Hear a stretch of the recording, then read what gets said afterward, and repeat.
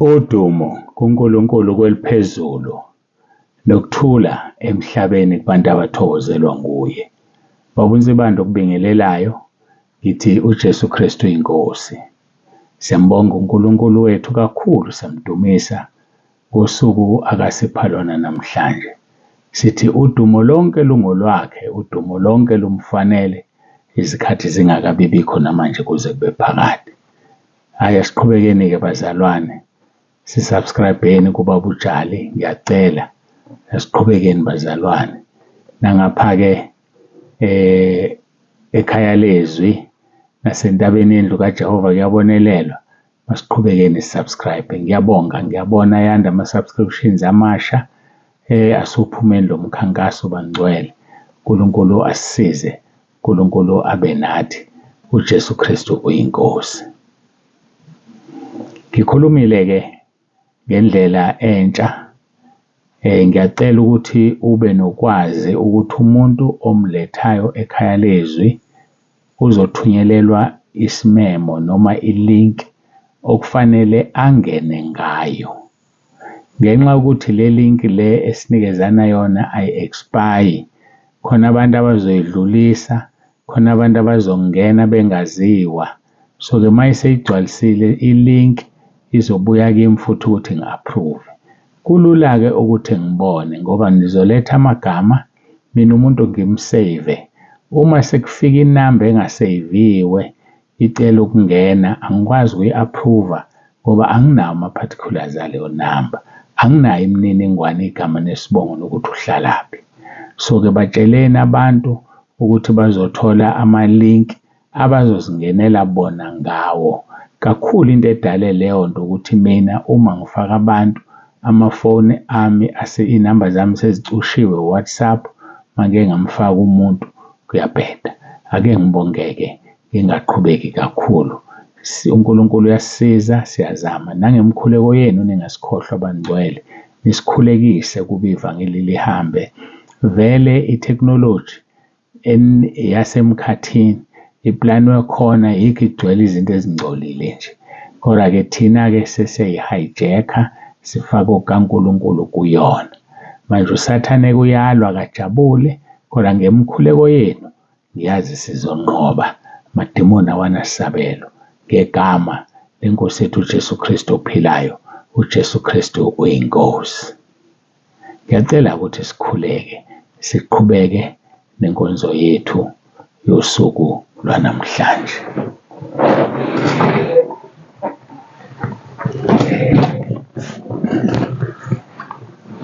Baba olungileyo, Baba ongcwele, uNkulunkulu onomusa, ngiyathoba phambi kobuso bakho ngalo mzuzu. Ngicela ukuba Nkosi ube phakathi kwethu ngomoya wakho oyingcwele.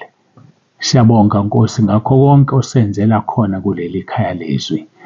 Siyabonga Nkosi ngakho konke, ngoba usathane uyalwa kodwa uyibhubesi elibhongayo libanga umsindo. Ufuna azomgwinya kodwa thina sesabi ngoba wena Nkosi unathi. Noma sihambe esigodini sethunzi lokufa, asikwesaba okubi ngoba masifa siyekhaya. Siyacela-ke Nkosi namanje ube phakathi kwethu kule nkonzo, ubusise yilona loyo lalela uzambule ukhulume. Basize abantwana bakho balungele ukuya ekhaya ezulwini ngoba siyazi ukuthi usuzobuya, siyazi sekuseduze. Siyacela Nkosi ubiyele kube yilona loyo ngezwi lakho. Mahubo 139 uvesi 5, nangamahubo 34 vesi 7, nango-Isaiah 54 vesi 17. Sibiyele Nkosi usigcine phansi kwesandla sakho, usifihle. Ungavumi unyawo lwethu lushelele, ungalali ungozeli. Sibiyele kukho konke okubi, usilondoloze ekungeneni, usilondoloze ekuphumeni. Ngegama elinamandla leNkosi yethu uJesu Kristu ophilayo. Lona loyo phakathi kwethu uyayazi inkinga yakhe. Ngiyacela uphendule. Abanye bafuna imisebenzi abayitholi, kodwa siyazi Nkosi ukuthi usinikezile abaseRoma 10 vesi 9. Wasinika ithuba lokuvuma izono sidilize udonga. Wasinika ithuba lokuthi sifaste, izinto zitholakala kuwe. uNkulunkulu wethu siyabonga. Ubani ongasithanda ngale ndlela? Siyabonga kakhulu. Udumo lonke lukufanele, udumo lonke lungolwakho. Izikhathi zingakabibikho namanje kuze kube phakade. uJesu Kristu uyiNkosi. Amen. Siyambonga-ke, siyamdumisa uNkulunkulu wethu bangcwele. Dumo lonke luya kuye lumfanele ikhathi zingakabikho namanje kuze kube phakade. Phela lithi izwi leNkosi akuzange kube khona uNkulunkulu ngaphambi kwakhe, ngeke futhi abe khona omunye emva kwakhe, ngoba alikho ngemva kwakhe, alikho futhi ngaphambi kwakhe. Awukodwa ukukhonza uNkulunkulu oyisimangaliso, owembatha amandla njengengubo, ogqoke ubukhosi, wembethe inkazimulo.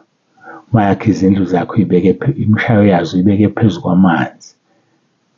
Wenza amafu abe inqola yakhe, wenza ingelosi zibe imimoya, ikhonzi zakhe zibe ngamalanga bomlilo. What a God we serve. Siyambonga uNkulunkulu, uNkulunkulu esimkhonzayo. Asimkhonzeni ngokwethembeka, simkhonzeni sihambe ngobungcwele. Basandulele abanye ukuya ekhaya, abanye basandulele ihlobo zethu, abanye bayizihlobo zenyama, kodwa basandulele ukuya ekhaya. Sizobafica sihlangane sonke sidumise uPawulo, uPetro, uJohane, babale bakhona ekhaya basilindile. Siyambonga uNkulunkulu ukuthi nathi siwutholile lowo musa ukuthi simkhonze uJesu iNkosi ephilayo, singakhonzi noma ubani. Ngakhumbula abafana abathathu, abangani bakaDaniel, oMeshaki, Abednego noShadraki. Bathi hayi thina Nkosi asisoze siguqe, angeke siguqe komunye uNkulunkulu. Wathi manje uyakhuluma, bathi thina sinakuphendula, thina singeni le yonke lento oyikhulumayo, thina sikwazi ukuthi ngeke siguqe kulo nkulunkulu wakho. Thina sinowethu esimkhonzayo, uNkulunkulu ka-Abrahama, uNkulunkulu ka-Isaka noNkulunkulu kaJakobe. Bafowethu singaguqi, hhayi ungaguqi. Abanye bayaguqa beguqiswa izihlobo, bakubize benze imisebenzi kanti usuguqile, bakucele ubaxhase kanti usuguqile althareni eli-wrong, bakuthrekinishe, bakutshele lokhuya nalokhuya ubusukwenza ngegama lokuthi uyahlonipha. Asihloniphe masenze isono. Ake ngibeke isono esijulile nje. Uma ubaba wakho ekuzala ecela ukulala nawe, ungavuma ngoba uthi uyamhlonipha ubaba? Ayibona-ke leyo nto, asisukwenza izono bese sithi siyahlonipha. Hhayi, esonweni akukho ukuhlonipha. Unganoshila uJesu kuMathewu 10:34, wathi akazile ukuletha ukuthula, uletha ukuphambana, aze athi izitha zomuntu ngabendlu yakhe. Kuzoba ngabendlu yakho kanjani uma wena uthobela amadimoni ahlezi kubona? Hhayi, ungawathobeli. Isono isono, akunandaba ukuthi ubani uthi yenza isono. Hhayi, azidlule lapha, angazi ukuthi bekwenze njani, ngaya lapho kodwa sengibuya khona-ke. Asifundiswa basePhilippi chapter 2:9-11. Ngalokho-ke uNkulunkulu wamphakamisa uJesu kakhulu, wamnika igama eliphezu kwamagama onke, ukuze kuthi ngegama likaJesu amadolo onke aguqe, awabasezulwini nawabasemhlabeni nawabangaphansi komhlaba. Verse 11, nezilimi zonke zivume ngokuthi uJesu Kristu uyiNkosi, kube inkazimulo kuNkulunkulu uBaba noma kuNkulunkulu uYise. Hhayi-ke silokhu siqhubeka-ke sikhuluma ngey'nhlupheko zolungileyo, inhlupheko zolungileyo. Ngiyafisa ukuthi-ke sibuyele kwekaJakobe chapter 4 siqala verse 12. Uxolo ekaPetro oqala chapter 4 verse 12, not uJakobe. Bathandekayo, ningamangali ngomlilo phakathi kwenu enifikelwa yiwo ukuba nilingwe okungathi nehlelwe into engaziwayo. Eziningi iy'lingo, kuke kulingwe umfundisi ngenxa yabaphathi bakhe bemfaka ehlathini. Kube ngathi wenza into wrong, mayithi ngiyaphuma ngiyashiya ebandleni, kanti cha, ingoba bamfaka ehlathini. Ukujikelwa befundisi bakho ngumholi ophezulu. Qina ubambelele, mhlawumbe ibona abafuna ukukufaka ehlathini.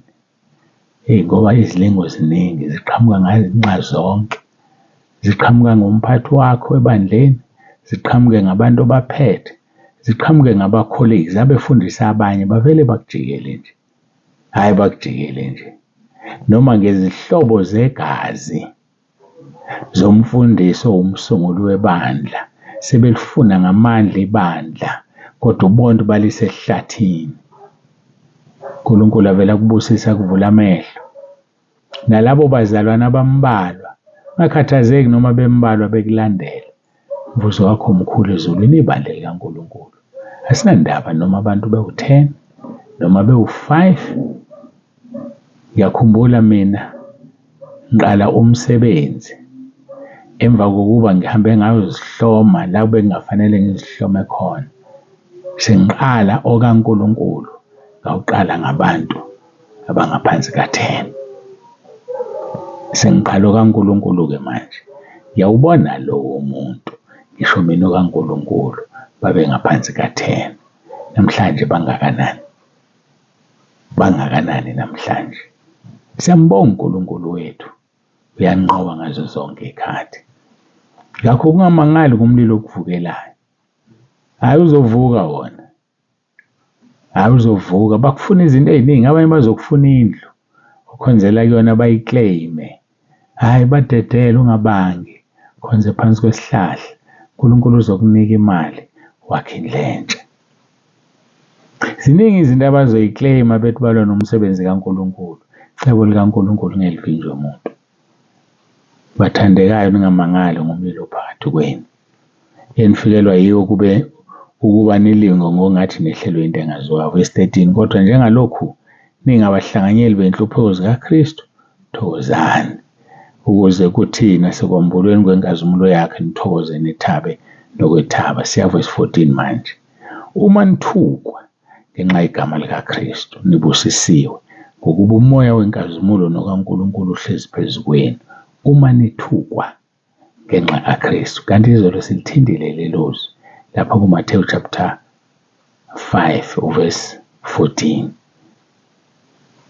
Lapho esho khona uJesu ukuthi uma nithukwa ngenxa yegama lami, nihletshwa, nikhulunywa kabi, nizondwa, jabulani nithokoze ngoba umqhele wenu mkhulu ezulwini. Namanje kushiwo lokho. Kuthiwa uma nithukwa ngenxa yegama likaKristu, nibusisiwe ngoba umoya wenkazimulo nokaNkulunkulu uhlezi phezu kwenu. Uma ufunda Isaya 57 verse 15, uma kuwukuthi ngikhumbula kahle, uthi uJesu uthi ubaba osezulwini, ngihlala endaweni ephakeme ezulwini, nakumuntu onenhliziyo ethokozekileyo. Yabona uma uthukwa uyalimala, uyathobozeka. Umoya wenkazimulo uhlezi phezu kwakho. Lisho njalo lelizwi. Umoya wenkazimulo nokaNkulunkulu uhlezi phezu kwenu. Ngakho ungalingi uphindise. Mayikuthuka ungasho ukuthi nawe. Ngisho nangenhliziyo ungasho. Umhleke ngoba akazi ukuthi usho kubani. Usho kulo phakathi kwakho yena akamboni. Usho kulo okugibele ukuthi akaboni ukuthi ugitshelwe. Hayi khona le ndoda ehlezi phezu kwakho. Manje akababona abantu babenza izinto bathi bazenza kuwe. Ngelinye ilanga bazoma phambi kwesihlalo sokwahlulelwa, bahlulelwe. Athi uJesu wangithukelani sibanibani? Athi angaze ngikuthuke Nkosi. Bese kudlala ifilimu ethuka wena. Bese ethi uJesu yamkhumbula umthuko, wawungathuki yena uthuka mina. Isazodlala ifilimu. Sisazozibuka impilo zethu nokwenza ekusithekeni kusazovela obala. Nokwenza abantu bengaboni. Yazi ziningi izinto abantu abazenzayo. Abazenza ebumnyameni. Ezinye bazenza ilanga libalele nje. Kodwa endaweni abacabanga ukuthi ababonwa kuzo. Iso likaNkulunkulu liyabona. Iso likaNkulunkulu liphezu kwakho. Akukho okufihliweyo ongayikwambula. Akukho ngisho kodwa, ngoba konke kusobala kuphambi kwakhe, yena yedwa uyabuka. Ngakho uma nithuka ngenxa yegama likaKristu, nibusisiwe ngokuba umoya wenkazimulo nokaNkulunkulu uhlezi phezu kwenu. Oh, what a blessing! Isibusiso bangcwele sokuthukwa, isibusiso sokuhletshwa, isibusiso sokukhulunywa kabi, isibusiso sokudicilela phansi kwegama lakho. Hayi, mina ngiyazi le ndaba esho uNkulunkulu namhlanje. Ubusisiwe nokuhlupheka kwakho, ubusisiwe ngosizo obhekene nalo uma nje kungenxa kaJesu. Ngisho sebekubiza ngomthakathi, wazi wena awuthakathi ngenxa yokukholwa. Kubi uma bethi umthakathi kanti vele uyathakatha. Kubi uma bekuzonda kanti vele futhi uzondekile. Kubi-ke uma kunjalo uphenduka woza kuJesu, woza kuJesu, woza unjalo, woza umanekeneke. Uyakuthanda uJesu. Masiguqe sikhuleke. UJesu Kristu UyiNkosi.